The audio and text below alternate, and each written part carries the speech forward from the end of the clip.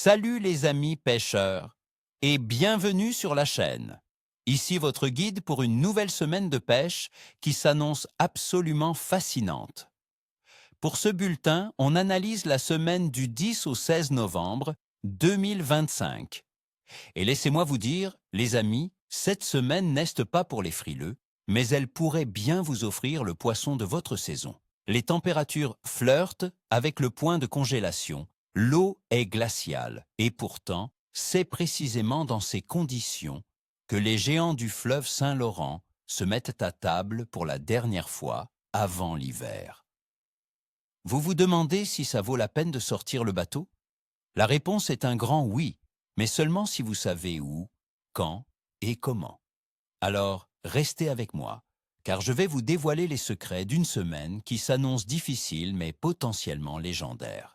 Commençons par nos deux cibles principales pour cette période de l'année, le doré et le grand brochet.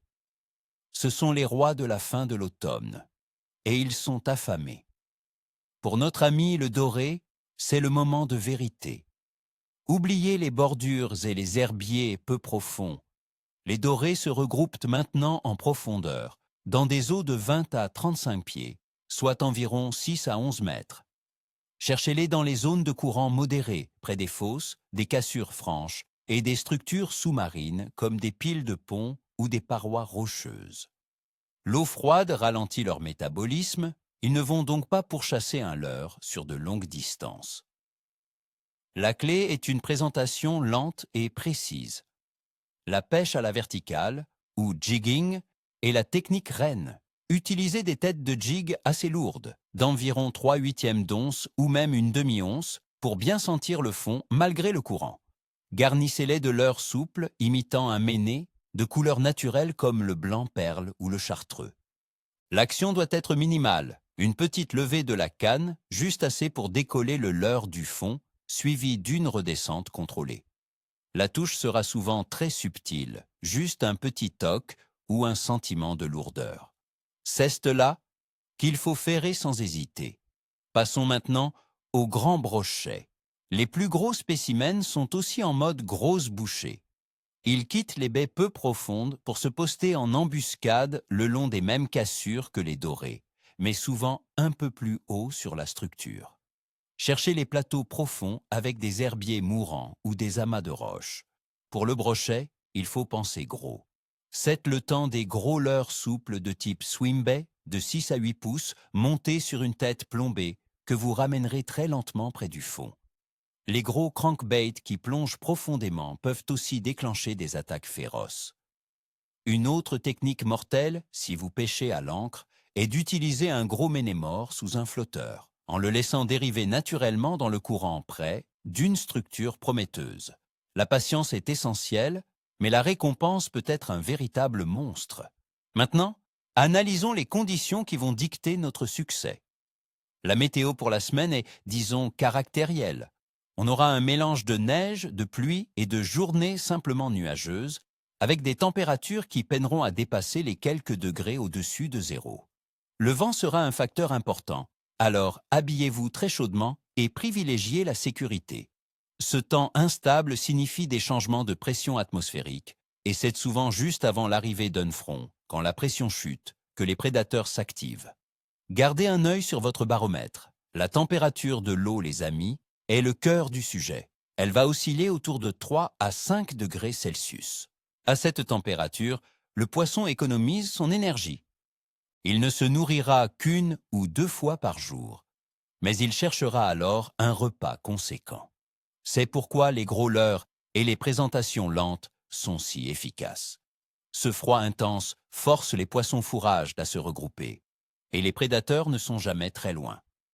Concernant la phase de la Lune, nous débutons la semaine après la pleine Lune et nous nous dirigeons vers la nouvelle Lune. Nous serons en phase de lune gibbeuse décroissante, passant au dernier quartier le mardi. Les croyances des pêcheurs disent souvent que cette période de lune décroissante peut être plus calme, mais que le passage au dernier quartier peut créer une petite fenêtre d'activité.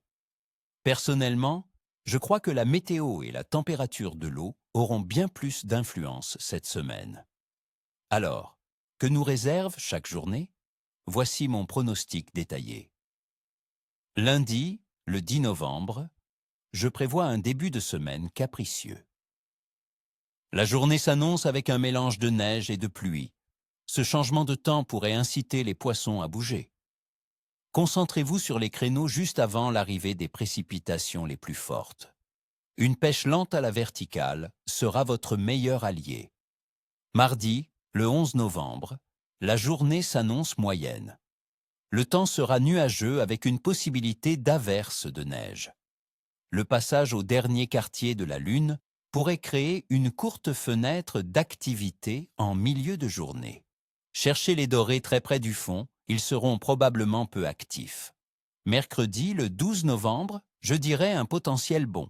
Une légère hausse de la température à 3 degrés et des averses de pluie pourraient réchauffer un tout petit peu l'eau de surface et activer le poisson fourrage. La pêche en fin d'après-midi pourrait être productive, juste avant la tombée de la nuit. Jeudi, le 13 novembre, une journée difficile en perspective. Le ciel sera nuageux et la température redescend, avec un minimum de moins 3 degrés la nuit.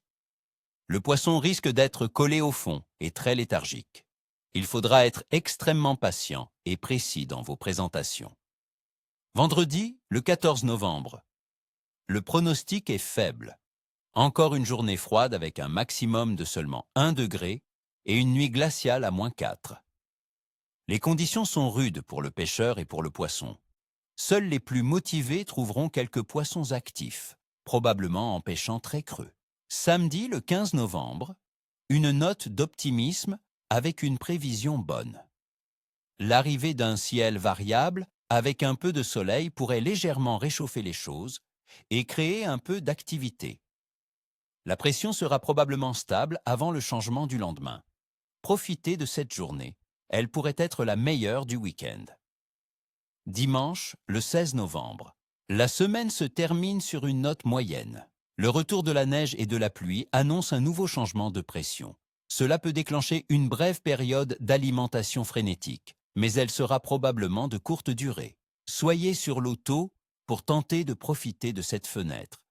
Voilà, les amis, pour ce tour d'horizon. Ce sera une semaine exigeante qui demandera de la persévérance et une bonne lecture de l'eau. Mais c'est dans ces moments que l'on forge nos plus beaux souvenirs de pêche. Alors couvrez-vous bien, soyez prudents et allez chercher ces géants d'automne. Je vous souhaite à tous ni queue ni tête, comme on dit. N'oubliez pas de laisser un j'aime si cette vidéo vous a été utile, de vous abonner pour ne rien manquer et surtout, racontez-moi dans les commentaires quels sont vos leurres favoris pour la fin de l'automne. Quels sont vos plans pour le week-end? Partagez vos observations, la communauté est là pour ça. À la prochaine!